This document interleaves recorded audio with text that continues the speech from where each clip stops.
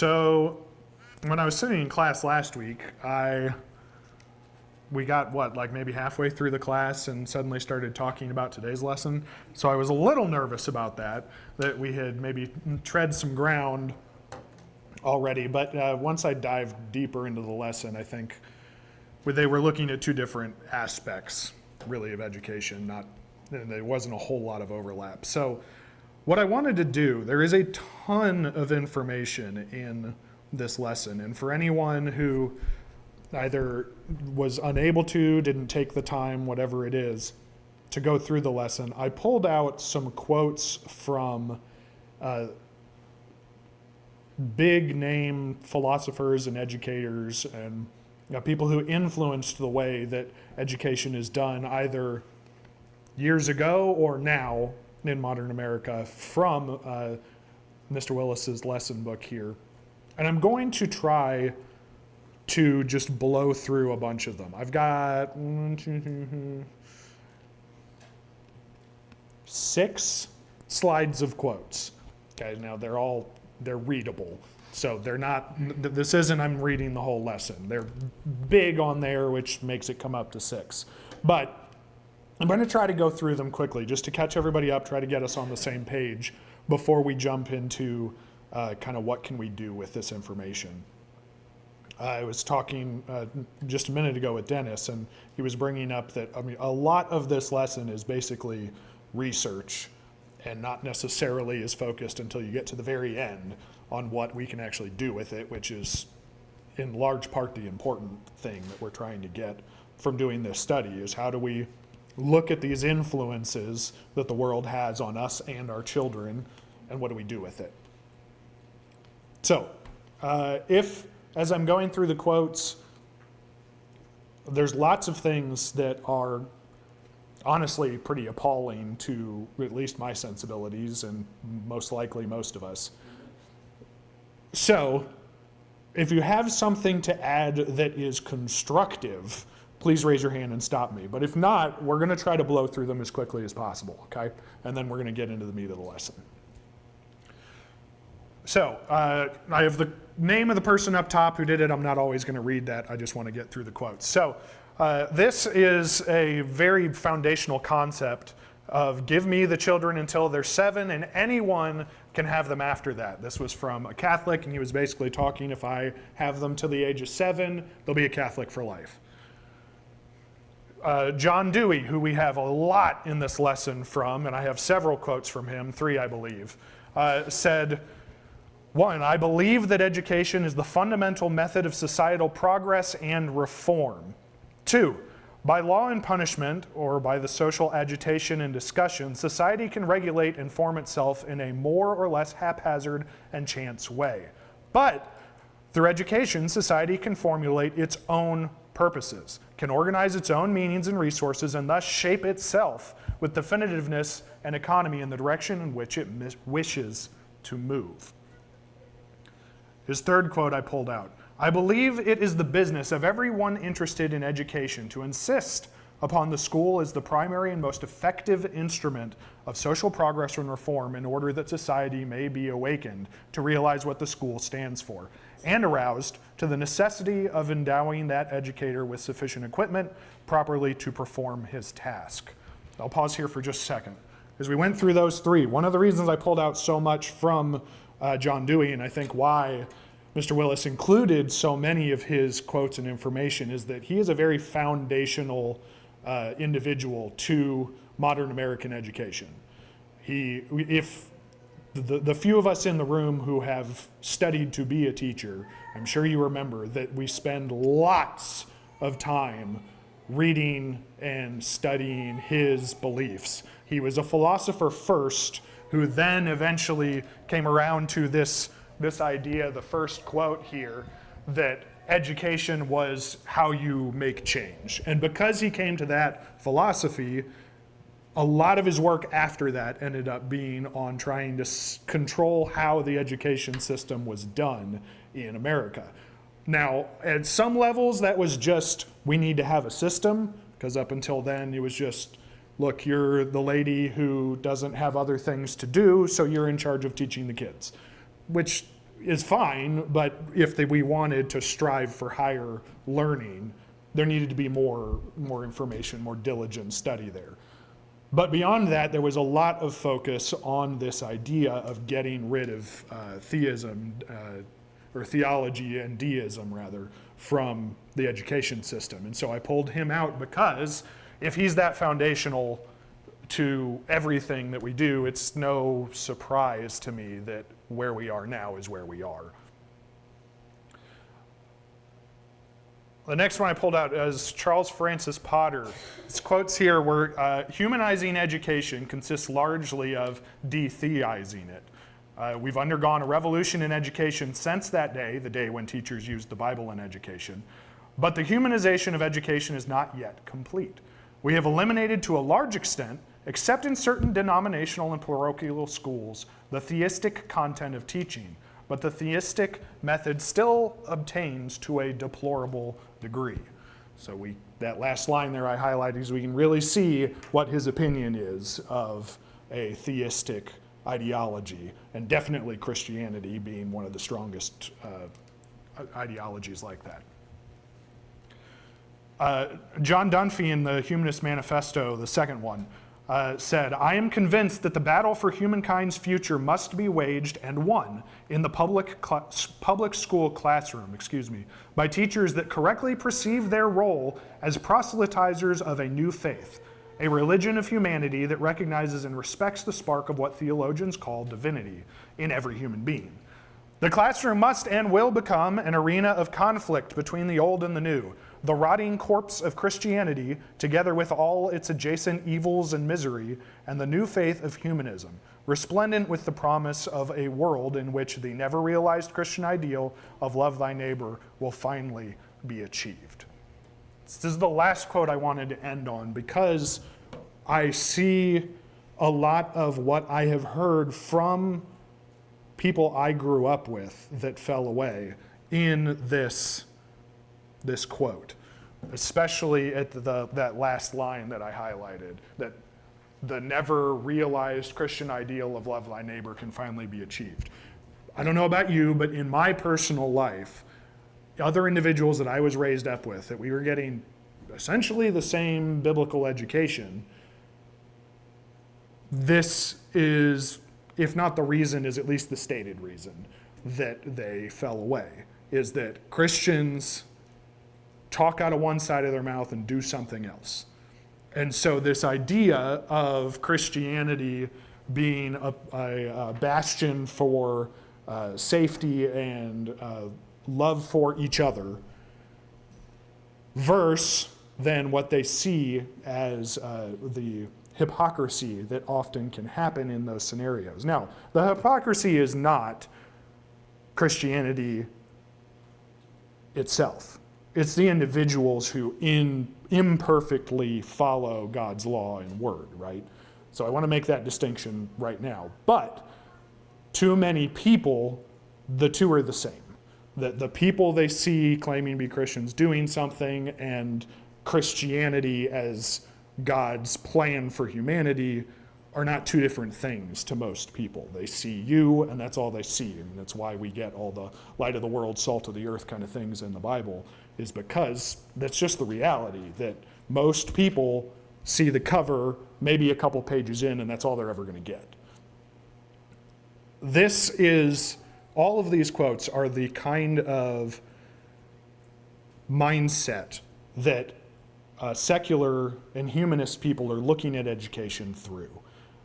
It used to be focused around the Bible, and around one of the main purposes of it when it was first set up was to be able to read the Bible.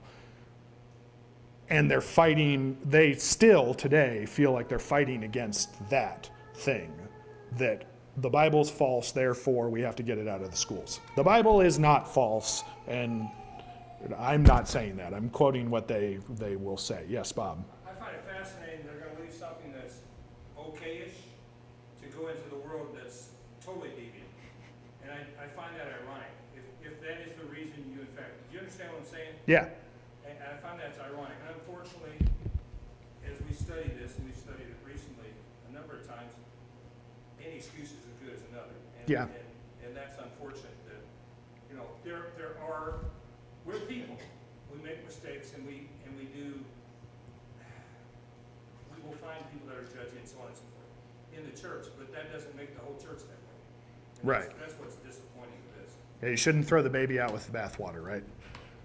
It's a kind of ridiculous and gruesome saying, but oftentimes, I know myself, I'm prone to want to do that, to have the emotional reaction and just scrap everything. I mean, I'll even, literally today, I was working on building a set of cabinets, and one of the cuts wasn't working, fitting the way it was supposed to, so something I had was out of square, and it was just driving me crazy. And I mean, one of the thoughts that runs through my head is, well, why don't I just tear this down and start over, right? And so I'm not saying you should do that. That would be ridiculous. I'd be wasting hundreds of dollars of supplies.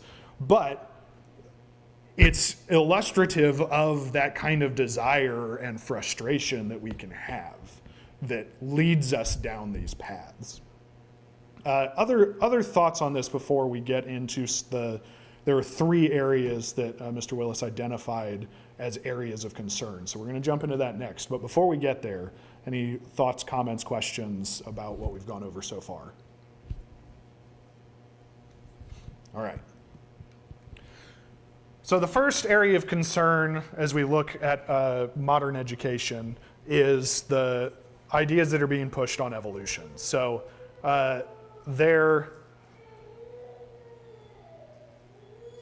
off the top of my head, I don't remember specifically when, but there was at a certain point in the education system where we went from the Bible and creation being taught, and then evolution was this new thing, and it was also there.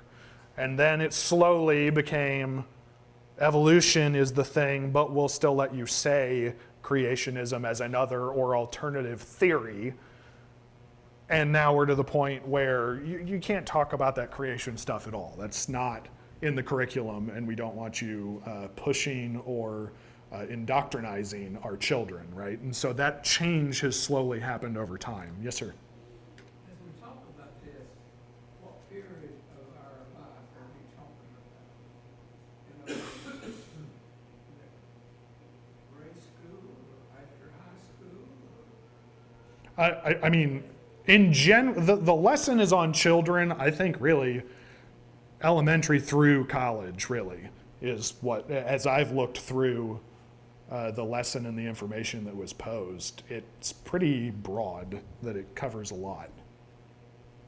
So, education of children, I did, and what you said, it would be, what, through college, or, can you go any further than that? I mean, college can continue forever if you want it to.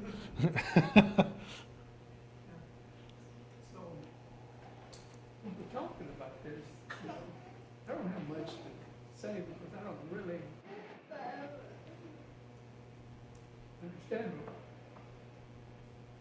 Because, I mean, I never experienced it. Yeah. I never had that experience with my kids. I never had it in my lifetime. I wish we could all be that way. That would be great. But yeah, it just is. It's the way that the especially public education is, but not exclusively that way. Of course, we don't get too old to learn. Oh yeah, absolutely. We learn, you know, we learn things all of our lives. And we can put ourselves in an environment, you know, any kind of environment that we want to. Mm-hmm. But I thought maybe this would be talking about families rearing the kids and whatnot, that education. Oh yeah, no, it was talking a lot, or almost exclusively, I think, about the education system. So the elementary, middle, high school, that kind of thing. Yeah, Bob? To Gene's question though, one of the reasons we want to look at this and study this is because we as family grandparents, parents, etc., need to understand what we're trying to counterbalance with our Yep. young people. They're experiencing some of this kind of stuff. They need to get their religion at home as opposed to the schools. But if we know about it, we know where we can focus with our own young people to prepare them to where they don't take this nonsense in like they would otherwise if they were unprepared. Yeah. Yeah, well said. It's important that we as parents are prepared to counteract a lot of these forces and influences that are going to happen to our children. That way we're talking about something, you know, something down here, not theories and all these weird people, all these theories and whatnot. So Come in contact with we don't come into contact with them, but their theories are what drives the things that teach, or the people and the curriculum that is used in school to teach the kids. That's why the things that these people say is important. There's another one, I don't remember who the person is now, but another example of this is there was an organization in the 80s, or maybe it was the 70s, I can't remember now, that was very intentionally trying to push the idea of homosexuality being totally normal and just as valid as any other way of life. And their method of attack, I mean, back then they knew the way they get in is through education. And so the theory is really important because what did we see happen? Well, they got in through, in many ways, education. Over time, now it took them like 30 years, but they got there. So if they're going to have the long view, we also have to have the long view. We've got to be able to look at the origin, where we are now, and where it could go in the future, so that we can see the whole spectrum and know how to combat that. We're going to talk to our kids, and hopefully our kids talk to us. Yeah, hopefully. Yeah. In other words, you know, when my kids comes and mentions something like to me, I go to school and talk to principals. Yeah. And you're getting ahead a little bit, but that is actually one of the suggestions later on for what to do about this. Yeah, very good. All right, so back to evolution. So this is one of the big things that is an area of concern generally across public education. Because of these things, the denying God's existence, denying that miracles could happen, or that there was such a thing as divine revelation, i.e. the Bible, asserting that man is just an animal who developed further, the one that survived, the fittest, and then asserting that morals are relative and there is no unified standard, which is all counter to what we believe. The theistic evolutionist attacks the faith of our children by denying what the biblical record says about creation and the age of the earth. And this is something that I always knew, I mean, even when I was a teenager, that I was being told the life cycle of the earth, and it was obviously wrong. It didn't occur to me till sometime, like 2016, was that when the elders were going through the... Yeah, it's about 7-8 years ago. Yeah, so when one of the big things that I think it was Ken Ham's research was used for a lot of that, which is also discussed in this lesson, but that was pointing out that this is kind of a more important point than a lot of us realized. Because if we wink at the moments like this where our children are being told that the earth was billions of years old and that dinosaurs evolved and humans and dinosaurs never coexisted with each other, that seems not harmless, but somewhat inconsequential of a thing to let ride and not stand up against. The problem is if the message that's received by our kids is this might be correct, the earth being billions of years old or dinosaurs existing at a different time than humans, that does counteract the creation narrative and all of, therefore, the Bible. I mean, if one part of the Bible is wrong, the whole thing is wrong, right? any part of it being false, well, I mean, it's a tower that's built upon itself. So if any part of it is wrong, the whole thing needs to be thrown out. So it's a very innocuous way to get in and plant the seed early in kids that the Bible is not right about everything. Which, as I said, if the Bible's not right about everything, it's not right about anything, essentially. So that was a big eye-opening thing for me. So I wanted to make sure to bring that up here.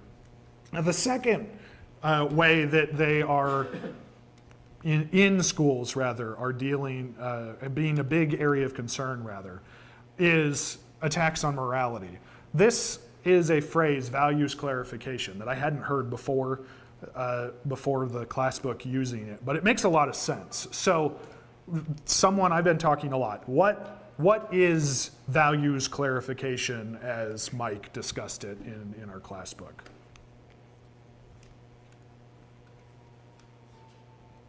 Basically the idea of situational ethics.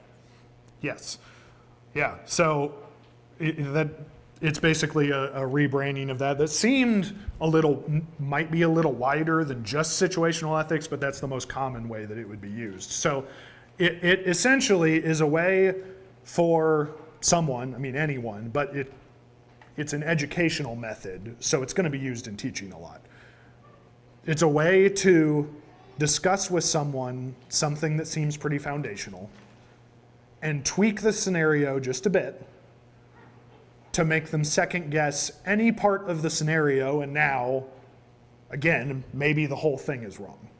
So the example that Mike used in the class book, I believe, it just left me. Hang on. Was it that? Yeah. So there's a boat with like 10 people in it. Yep. Yeah, there's a boat with 10 people in it. The boat's going down. There's only enough life vests for 8 of them. What do you do? And so the scenario at first there, I mean, that seems like a pretty impossible choice to make, right? Is 2 people are going to die in this scenario unless someone adds in other factors. But the way it's laid out, 2 people aren't going to make it. Well, then what's added on to it to redefine the scenario is, okay, well now there's 8 what we would think of as neurotypical people, and then there's 1 who has Down syndrome, and there's 1 who is a really old man who can't physically do things and probably is going to die soon anyway.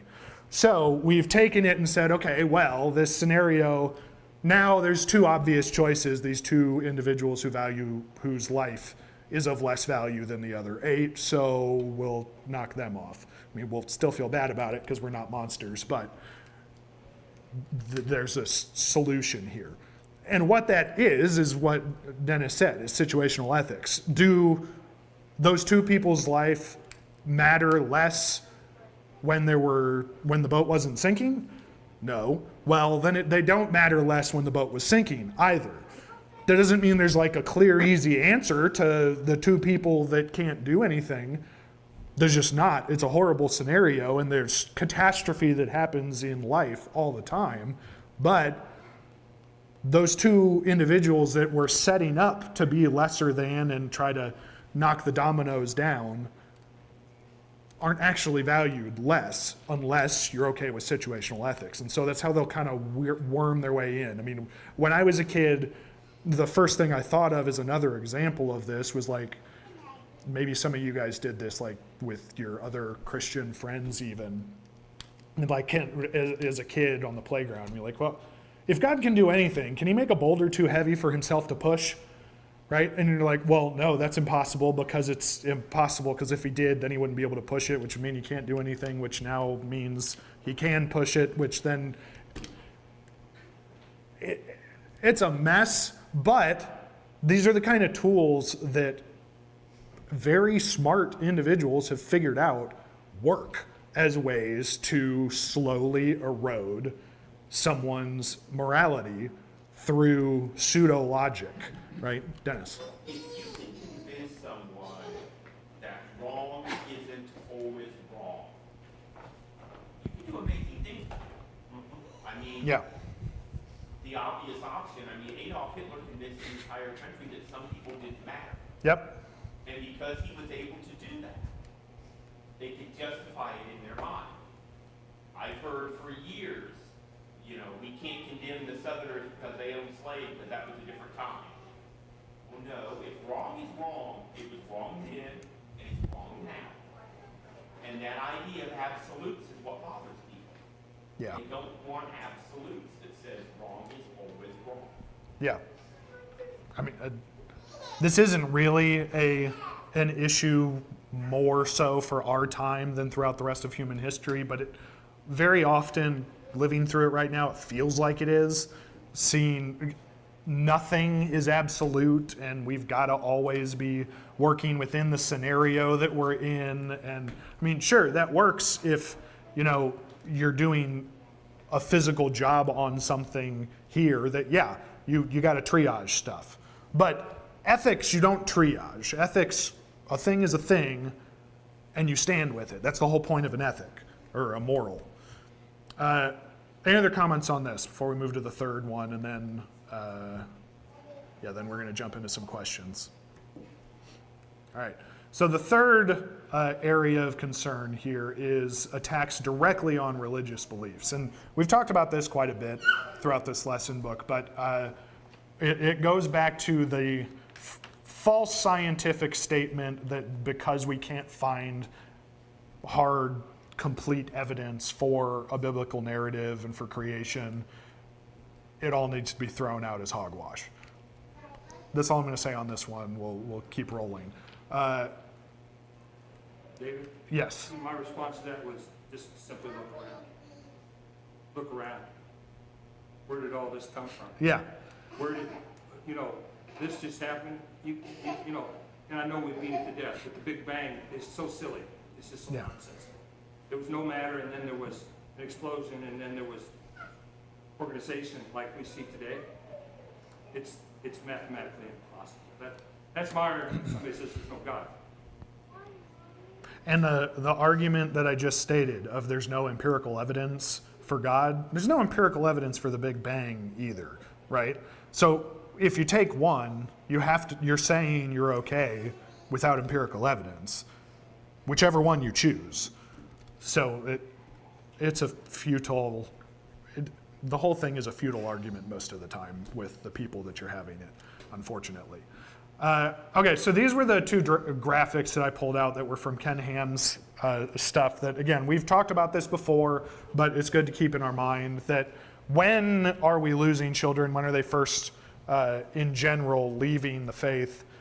Saying that about 40%, 39.8%, have their doubts first in middle school, and then 43, so only, or 43.7, so roughly 4% more than that in high school, and then a much smaller number in college, which is the classic thing that I remember being told growing up was we lose them at college, and that just doesn't seem to be the case based on the research that's been done. I'm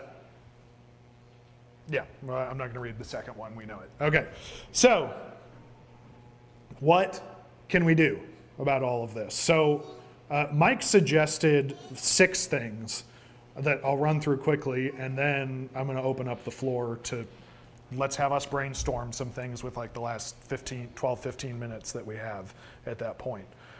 Is one, we've got to accept responsibility for the education of our children. That sounds like it should be a really obvious thing. If you've spent any time in a school system, you know it is not.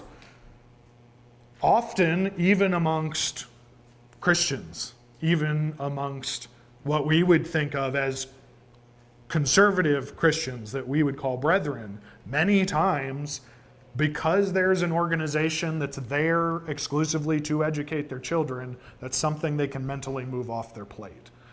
And we just can't. It's too important in everything for us to just pass it off on another group, especially when we're looking at all of these horrible ideas that are being pushed as truth upon our children. 2, is to be involved at school. Volunteer when you can. Get to know their teachers and principals, as Gene was mentioning earlier. That's one of the big ways to know what's going on in your schools is you've got to actually know the people who are teaching you, your kids, right? As much as you reasonably can, we want to be involved with the individuals who are tasked with teaching the kids every day. Know their friends.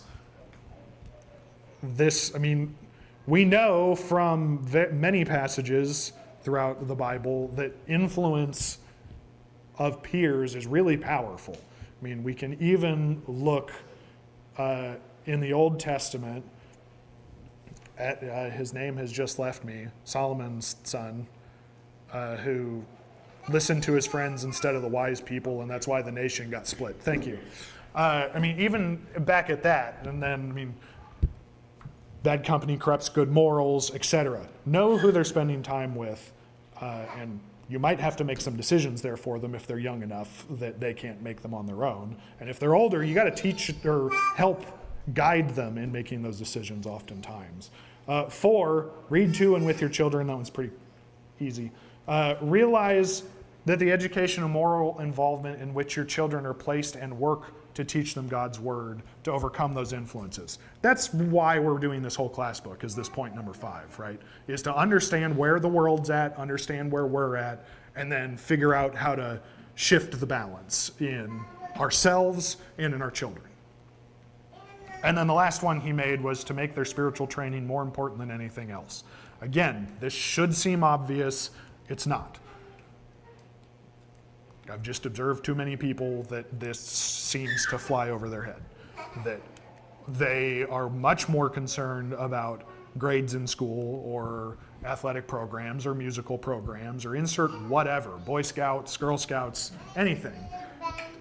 And they're so focused on that that spiritual things come second. Maybe not in their words, but definitely in their actions. Okay.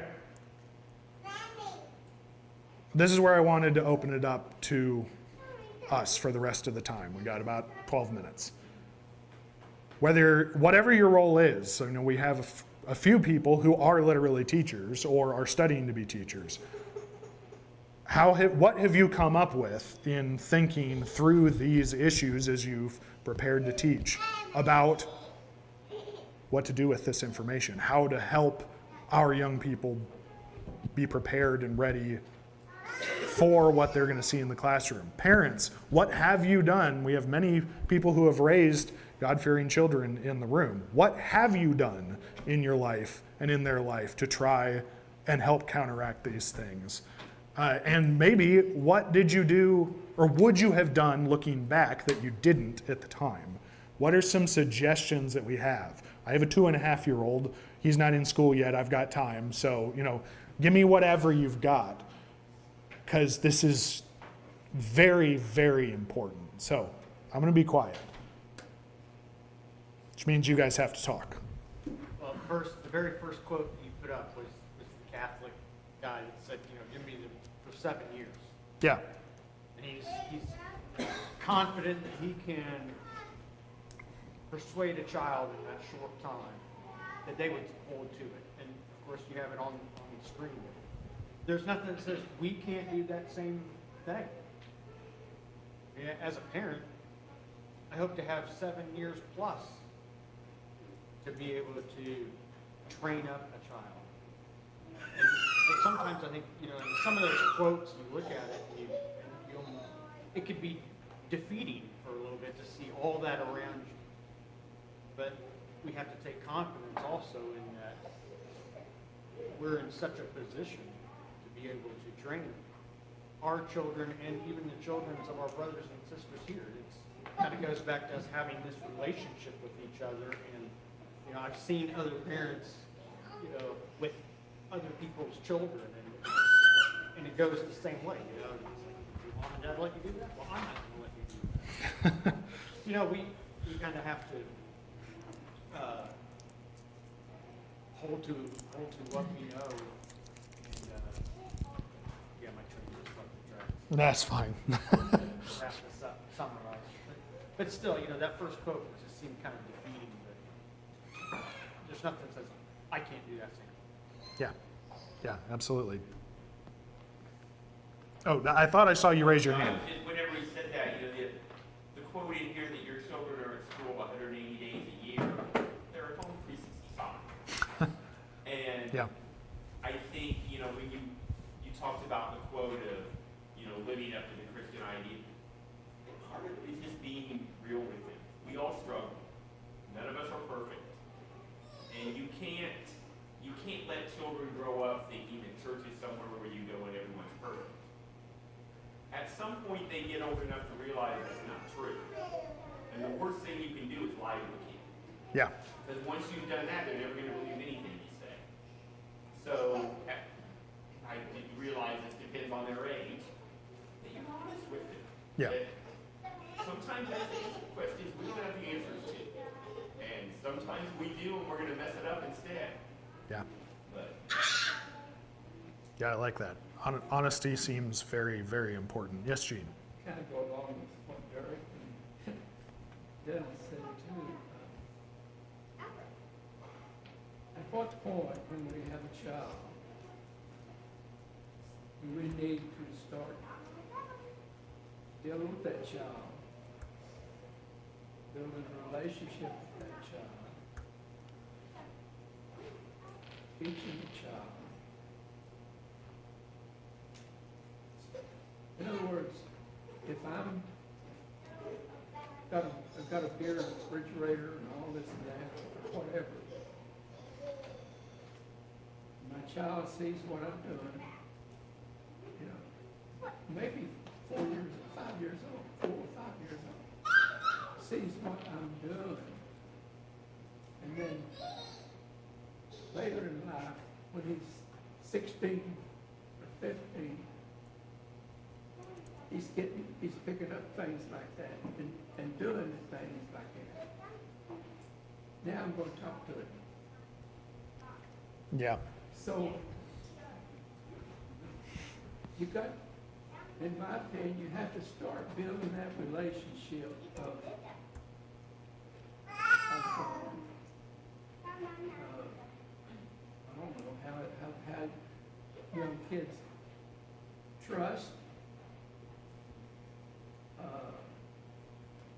You have to build a relationship where they are going to respect you.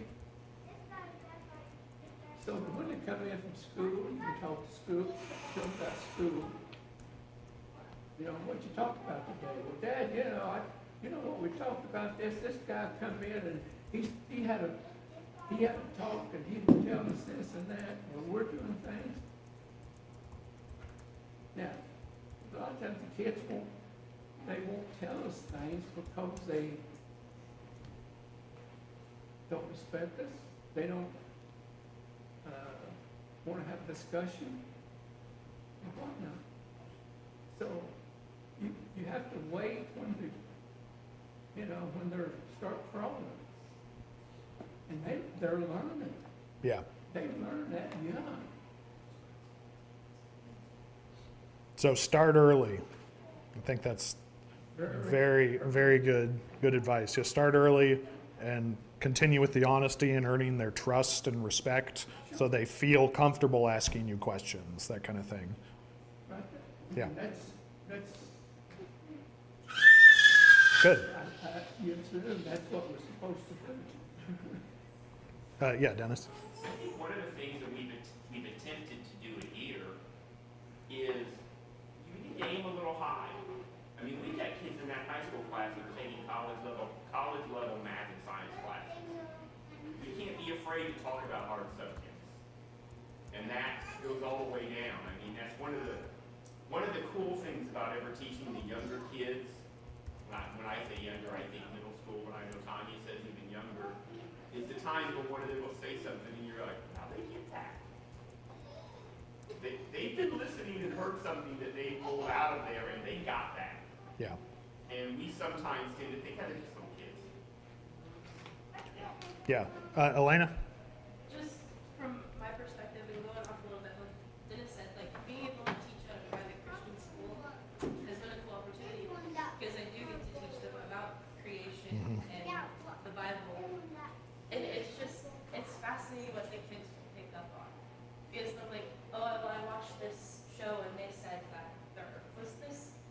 years old.